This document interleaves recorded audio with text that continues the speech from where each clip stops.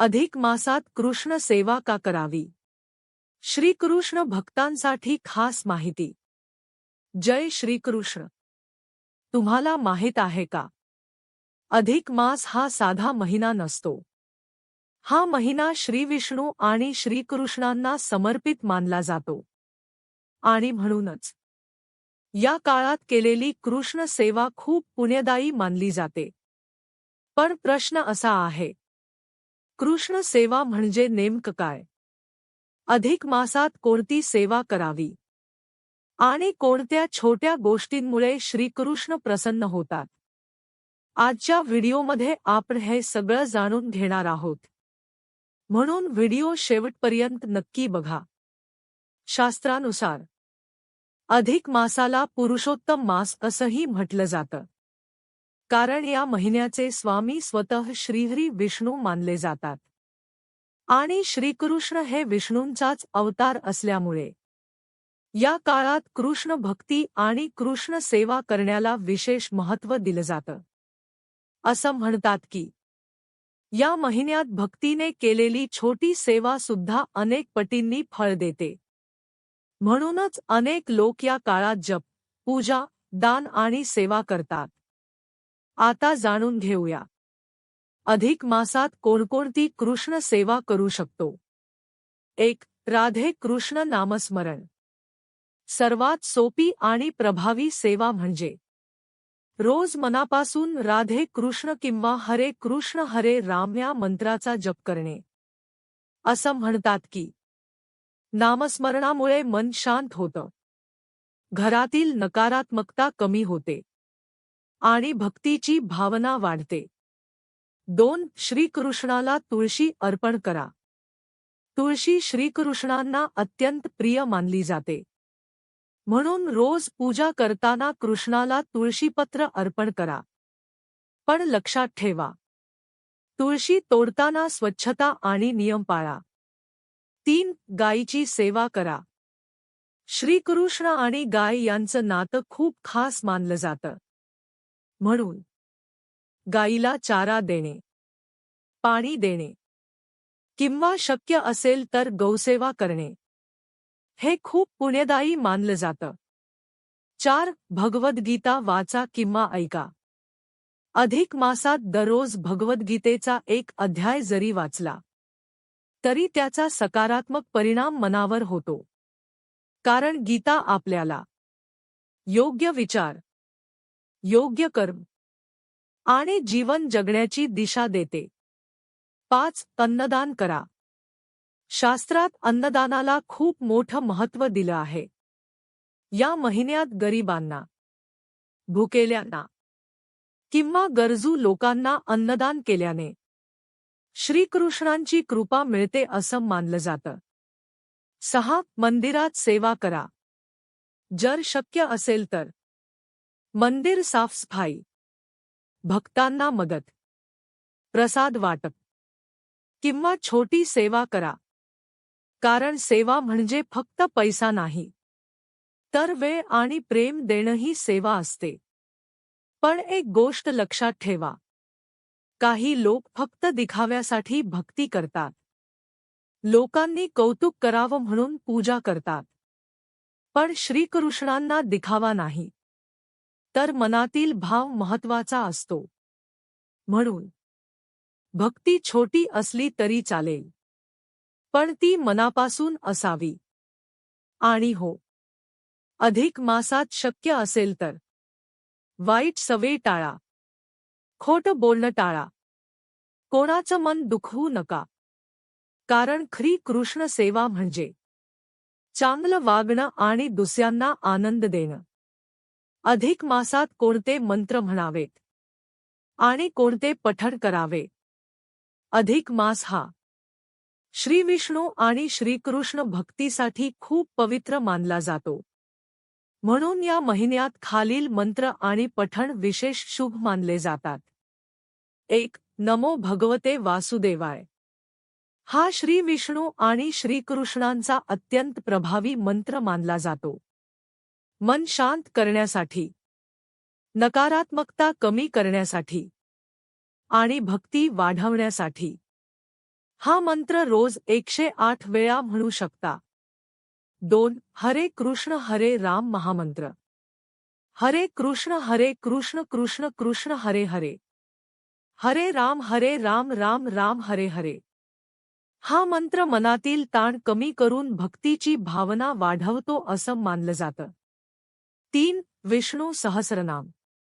अधिक मासात विष्णू सहस्रनामाचं पठण खूप पुण्यदायी मानलं जातं. घरात सकारात्मक वातावरण राहण्यासाठी, मन स्थिर राहण्यासाठी अनेक लोक हे रोज ऐकतात किंवा वाचतात. 4. भगवद्गीता पठण. दररोज एक अध्याय जरी वाचला तरी त्याचा खूप चांगला परिणाम मनावर होतो. विशेषतः अध्याय 12 भक्तियोग, अध्याय 15 पुरुषोत्तम योग हे अधिक मासात विशेष मानले जातात. 5. श्रीमद्भागवत ऐकणे. श्रीकृष्णांच्या कथा आणि भक्ती समजण्यासाठी भागवत ऐकणं किंवा वाचणं खूप शुभ मानलं जातं. 6. पुरुषोत्तम मास महात्म्य. अधिक मासाचं महत्त्व सांगणारं हे विशेष पठण मानलं जातं. अनेक लोक या महिन्यात पुरुषोत्तम महात्म्य वाचतात. पण लक्षात ठेवा, फक्त मोठमोठे मंत्र म्हणणं महत्त्वाचं नाही. मन स्वच्छ असणं, श्रद्धा असणं आणि भक्तीने नामस्मरण करणं हे जास्त महत्त्वाचं मानलं जातं. जय श्रीकृष्ण. अधिक मासात लोकांना माहीत नसलेल्या काही खास गोष्टी. 1. जमिनीवर झोपण्याचा नियम. काही भक्त अधिक मासात साधेपणाने राहण्यासाठी जमिनीवर चटई टाकून झोपतात. यामुळे मनात नम्रता आणि संयम वाढतो असं मानलं जातं. 2. सात्विक आहार घेणे. या महिन्यात कांदा लसूण कमी करणे, साधं आणि सात्विक जेवण घेणे हे शरीर आणि मन शुद्ध ठेवण्यासाठी केलं जातं. 3. वाईट सवयींपासून दूर राहणे. अधिक मासात जास्त राग, अपशब्द, व्यसन, दुसऱ्यांची निंदा टाळण्याचा प्रयत्न केला जातो. 4. मौन पाळणे. काही लोक दिवसातून थोडा वेळ शांत बसून मौन पाळतात. यामुळे मन शांत होतं आणि विचार स्पष्ट होतात. 5. सूर्योदयापूर्वी उठणे. ब्राह्ममुहूर्तात उठून नामस्मरण करणं खूप शुभ मानलं जातं. असं म्हणतात की या वेळेची भक्ती लवकर फळ देते. 6. रोज एक चांगलं काम करण्याचा नियम. कोणाला मदत करणे, भुकेल्याला अन्न देणे, दुःखी व्यक्तीला धीर देणे हेही मोठं पुण्य मानलं जातं. 7. स्वतःच्या चुका ओळखणे. अधिक मास हा फक्त पूजा करण्यासाठी नाही, तर स्वतःला सुधारण्यासाठीही मानला जातो. 8. दिखावा टाळणे. दान किंवा पूजा करून सोशल मीडियावर दाखवणं हे टाळावं असं अनेक संत सांगतात. 9. पाण्याची नासाडी करणे. शास्त्रात निसर्गाचा आदर करायला सांगितलं आहे, म्हणून पाणी वाचवणंही पुण्याचं काम मानलं जातं. 10. जुन्या भांडणांचा शेवट करणे. अधिक मासात कोणाशी बोलणं बंद असेल तर पुन्हा प्रेमाने बोलायला सुरुवात करा. मनातील द्वेष कमी करणं ही सुद्धा एक मोठी भक्ती आहे. 11. देवापेक्षा भावना मोठी मानली जाते. मोठी पूजा नसेल केली तरी चालेल, पण मन स्वच्छ आणि भक्ती खरी असावी. 12. घरात भक्तिमय वातावरण ठेवणे. टीव्हीवर वाद विवाद किंवा नकारात्मक गोष्टी पाहण्यापेक्षा भजन, कीर्तन किंवा मंत्र ऐकणं शुभ मानलं जातं. 13. कमी बोलणं आणि जास्त ऐकणं. अधिक मासात संयम ठेवण्याला खूप महत्त्व दिलं जातं. 14. धनपेक्षा पुण्य कमावण्याचा काळ. हा महिना फक्त पैशासाठी नाही, तर चांगली कर्म आणि आशीर्वाद मिळवण्यासाठी मानला जातो. 15. तुटलेल्या वस्तू घरात ठेवणे. तुटलेली देवाची मूर्ती अशा वस्तू घरात ठेवण्याचा सल्ला दिला जातो. 16. घरात सुगंध ठेवणे.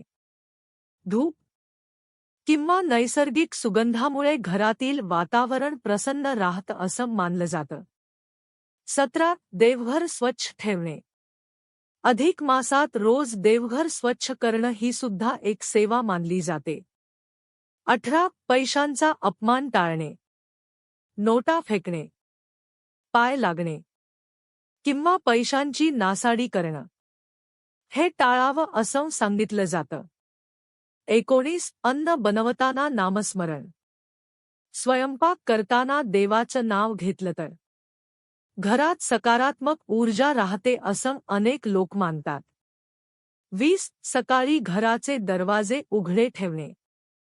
सकाळचा सूर्यप्रकाश आणि ताजी हवा घरात येणं शुभ मानलं जातं. 21. प्राण्यांना त्रास न देणे. अधिक मासात दया आणि करुणेला विशेष महत्त्व दिलं जातं. 22. जुने राग विसरण्याचा प्रयत्न. मनात राग ठेवणं कमी करून क्षमेला महत्त्व दिलं जातं. 23. रोज एक तुपाचा दिवा लावणे.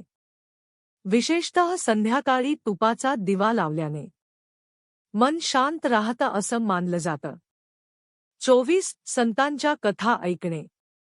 तुकाराम महाराज, ज्ञानेश्वर माऊली, नामदेव महाराज यांच्या कथा ऐकणं प्रेरणादायी मानलं जातं. 25. कोणाला रिकाम्या हाताने पाठवणे. शक्य असेल तर पाणी, फळ किंवा थोडं अन्न देणं शुभ मानलं जातं. 26. घरात मोठ्यांचा आशीर्वाद घेणे.